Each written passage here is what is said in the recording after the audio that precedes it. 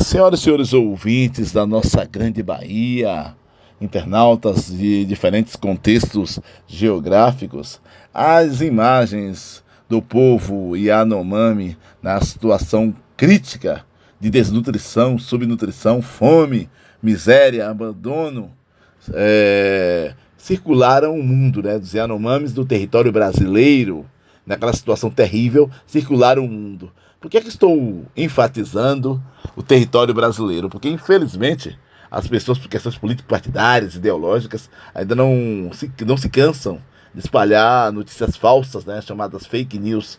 Já teve muitas pessoas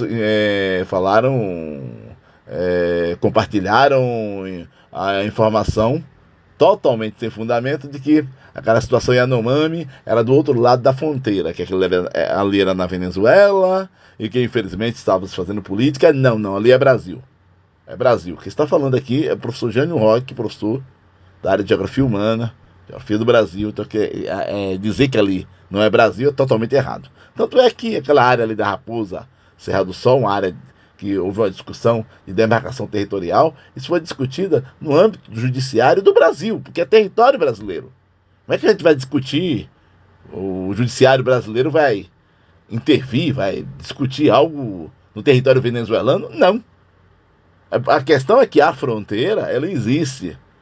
A fronteira política, geopolítica, entre o Brasil e a Venezuela, para os estados constituídos. Para vários povos indígenas, muitos povos indígenas não consideram essa ideia de fronteira e transitam de um lado para o outro, do Brasil para a Colômbia, da Colômbia para o Brasil, do Brasil para o Peru. Então há vários povos que transitam nos países da América do Sul, de um país para outro, e que tem essa perspectiva identitária, digamos que transfronteiriça, para usar uma expressão mais acadêmica. Mas ali era Brasil e aquela situação ali foi fruto de erros graves cometidos pela gestão pública, pelo governo federal, estadual e municipal. Notadamente, nesses últimos 4 anos, erros graves foram cometidos e chegou àquele tipo de situação. Mas ali também tem erros de governo estadual, de governo municipal. A situação é muito, muito complicada mesmo. Como é que chegou um quadro daquele, não é? Como é que chegou aquele tipo de situação? Primeiro, a ganância pelo ouro. Ali, as áreas onde eu tenho pedras preciosas, nessas áreas, as pessoas viram um monstro. As pessoas invadem essas áreas em busca dessas pedras preciosas e essas pessoas essas pessoas não estão nem aí para a situação ambiental, para a floresta ou para os seres humanos que ali habitam. Então invadem de maneira violenta. Então quem é responsável por isso, né? Vamos falar dos agentes responsáveis por isso. Primeiro, a omissão, erros terríveis dos gestores públicos, federal, estadual e municipal, já falei. Segundo, de quem é que estou falando aqui? Que são esses agentes? Os garimpeiros ilegais. Todos temos garimpo legal no Brasil? Claro que sim. Temos garimpo legal no Brasil, temos pessoas, garimpeiros que são honestos, garimpeiros que fazem sua atividade diária para sustentar sua família, garimpeiros que obedecem às normas ambientais. Temos sim, mas temos muitos mesmo, garimpeiros ilegais. São aqueles que invadem áreas indígenas, e é proibido, fazem desmatamentos irregulares, usam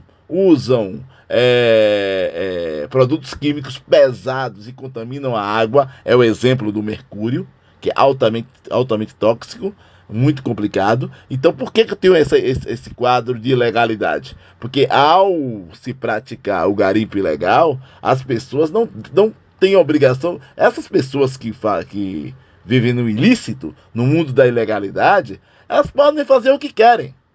Então elas não querem ir para o mundo da legalidade. E algo que é complicado no Brasil, do ponto de vista percentual, é que há uma informação de que cerca de metade, quase metade do ouro do Brasil, que sai do Brasil, que vai para o exterior, vem de áreas de garimpo ilegal. Então a primeira coisa que tem que se fazer, uma das coisas importantes que tem que fazer, primeiro, tirar esses garimpeiros ilegais de áreas indígenas. Ponto. Não tem conversa. Eu vi uma jornalista respeitada nacionalmente aí, em um desses grandes jornais que eu leio, e ela falava que, mas tirar o garimpo não vai resolver o problema. Aí, se eu estivesse debatendo com ela, eu diria, senhora, mas se não tirar o garimpo, não se resolve nada. A primeira coisa que tem que se fazer é tirar os garimpos ilegais. Não se, não se resolve nada com garimpeiros. Garimpeiros podem levar doenças para indígenas. Garimpeiros, ao invadir essas áreas, muitos deles dão bebidas para jovens, adolescentes, indígenas que começam a ter vícios por conta disso. Muitas dessas áreas, você tem estupros de indígenas jovens. Aí uma matéria, você pode acessar a internet, está por aí, que cerca de 30 indígenas, que se sabe, né? Pode ser um número, pode ser maior, são grávidas, foram estupradas por monstros como esse. Então, quer dizer, é algo inadmissível, algo terrível, algo muito grave. E uma questão também que tem que se fazer já que tem muito ouro ilegal saindo, é ver um processo de certificação do ouro legal. Como se fala que não se deve consumir produtos que são produtos oriundos do desmatamento ilegal, do cultivo em áreas indígenas, do agronegócio, da expansão de fazendas em áreas indígenas, há campanhas para não se preservar, não se consumir esses produtos, deve-se combater o ouro ilegal. Tem que se ter um processo, e hoje a tecnologia está, de certificação do ouro. Porque, infelizmente, nos pescoços, nos braços de muitas madames ricas que residem na Europa, nos Estados Unidos, na Austrália, em países do primeiro mundo, no pescoço de muitas dessas madames tem ouro brilhando, mas ouro brilhando que antes estava sujo de sangue. Foi lavado, foi polido para se tá brilhando no pescoço de madame. É esse ouro que está lá nos braços, no relógio de ouro desses ricões aí do mundo, muitos deles vieram de área indígena, do assassinato de centenas de milhares de indígenas. Então isso tem que ser combatido. Assim como uma outra questão também que é importante. Não basta só... às vezes o governo pode dizer assim, estou mandando médicos, estou mandando psicólogos para cuidar da população, porque os indígenas, muitos estão deprimidos com essa situação. Estou mandando médico e estou mandando a medicação aqui para cuidar, que tem muitos que estão doentes, estão com vermes e tal. Mas vem cá, a questão é, o que adianta você mandar a medicação e mandar alguém para fazer o cuidado psicológico se o indígena, ao beber a água, ela vai estar contaminada com mercúrio. Ao consumir o peixe, vai estar contaminado com metais pesados. Ao tentar caçar na mata, está dominado pelos garimpeiros. Então não adianta só uma questão, é importante, é fundamental, sobretudo agora nesse quadro atual, você ter a presença de médicos, de enfermeiras, psicólogos, nutricionistas, profissionais diversos da área de saúde para cuidar desses povos originários, dos indígenas. É muito importante. Mas o que é que eu estou destacando aqui? Não adianta esses profissionais trabalharem, cuidarem da saúde indígena, se continuar se o processo de contaminação da água e de destruição da floresta, se esses processos continuarem. Então eu tenho que interromper essa cadeia de ilegalidades.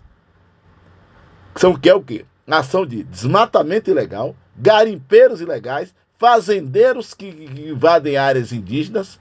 Então tem que acabar com esse faroeste, acabar com esse festival de ilegalidades e, claro, aí sim, você tem assistência médica, assistência à saúde desses povos indígenas. Então é importante destacar essas questões aqui.